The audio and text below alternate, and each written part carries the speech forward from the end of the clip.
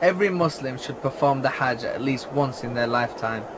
To take part in Hajj, Muslims should be sane, reasonably healthy, and able to provide for their families while they are away. Muslim women must be accompanied either by their husbands or a man they are legally unable to marry, such as their father or brother. Women can also go as part of specially organised groups. Each year, about 20,000 British Muslims perform Hajj. When you arrive in Saudi Arabia, you enter a state of ihram, which means that there are certain prohibitions that you have to observe. And the men are dressed in 2 white sheets. Women wear just their normal clean clothes.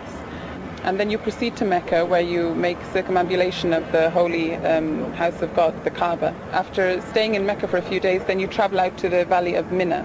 And this is really the time for Hajj, when you go out to Mina. You stay there for one night, and then you go to a large place called the Plain of Arafat. And this is the most important and key significant day of Hajj. If you miss Arafat, you've missed your Hajj. Here in the UK, it's estimated there's about 2 million Muslims.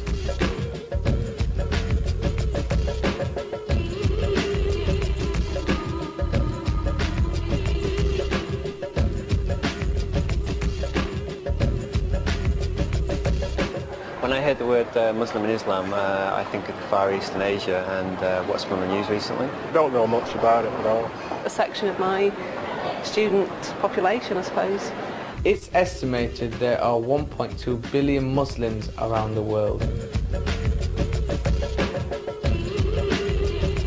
And most of them are outside the Middle East, sometimes to be found in countries such as America, where by 2010, Islam will become the 2nd largest religion.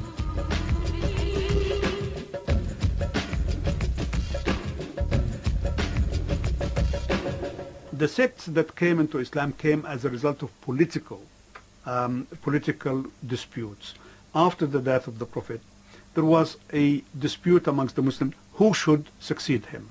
It's not that we're talking about 2 separate communities and never the twain will meet at all. That's not the case at all. In fact, the way to imagine it is to imagine a pie chart with 2 circles that overlap, and there is so much similarity between some members of these groups, and there are differences as well. To defend ourselves. I want you to come on. What should our response be? What did you say? What did you say? There are people who call themselves Muslims, but many other Muslims may not in fact regard them as part of Islam, such as the Ahmadiyya and the Nation of Islam. People argue that they have beliefs which are not acceptable to the majority of Muslims. Now, there is also a trend in the Muslim world, which is the Sufi. Sufism or mysticism is an attitude that actually cuts across all the schools of thought. So you find Sufis amongst the Shia, you find Sufis amongst the Sunnis, you find Sufis amongst everyone.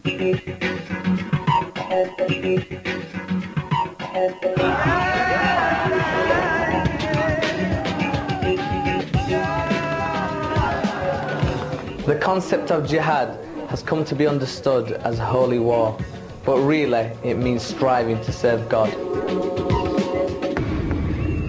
Jihad took a wider meaning in Islam, and the Prophet ﷺ pointed out that jihad starts with yourself. That means you actually struggle and strive against your inclinations to do the wrong things.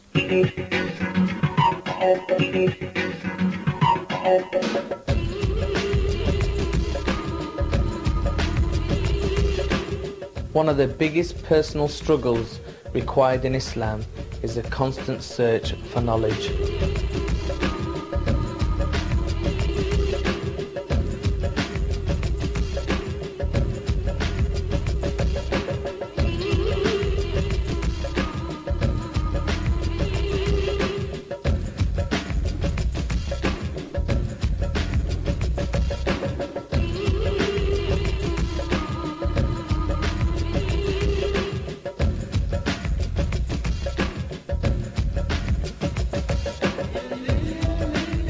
it is compulsory to every Muslim male and female to seek knowledge.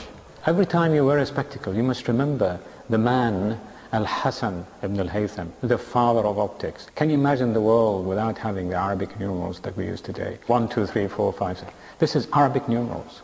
The Latin numerals that we have, I, X, L, and you couldn't possibly have made any serious mathematical calculations. Many symbols in astronomy. There are hundreds and hundreds of stars that we use today that are originally in Arabic language. See, what I'm holding in my hand is the most sophisticated computer of those days. It's like having a Pentium 4 laptop hanging on the wall. This is an astrolabe. For instance, in here you point this towards the sun and you make sure that the light passes through 2 pinholes and that will give you the location of where you are.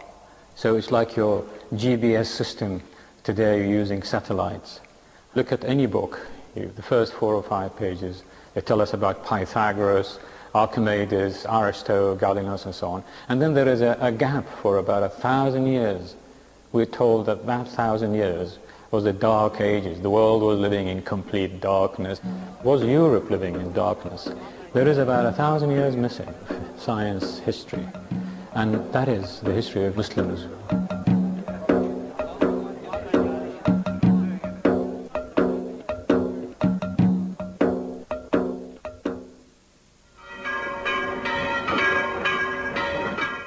The growth of Islam around the world has led to clashes with other faiths and cultures, the biggest one being the Crusades.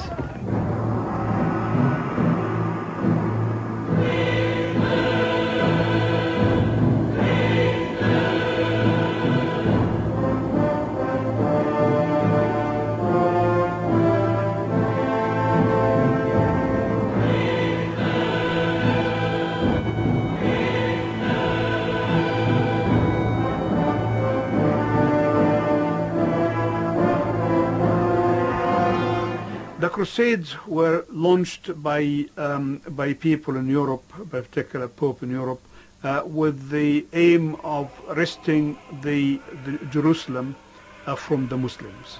These people conquered Palestine and Jerusalem very easily because the Muslim world was as divided as it is now. They considered that the Muslims were not human beings. They murdered 70,000 people. And according to their own chronicles, their horses waded up to their knees in the blood of the Saracens, or the Muslims, as they called them. Now, they controlled Jerusalem for 90 years. Afterwards, they were expelled, and gradually they were defeated after something like 200 years.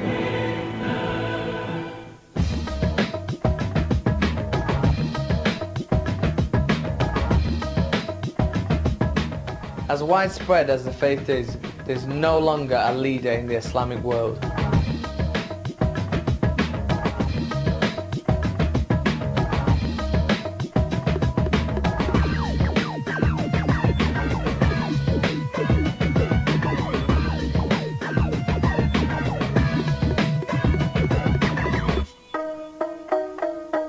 Many different cultures across the world have influenced Islam.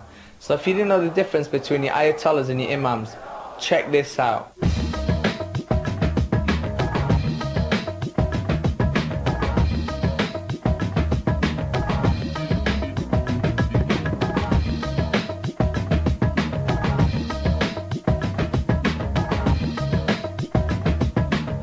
Obviously, in Britain, UK law applies, but the Muslims have their own law, which is called the Sharia.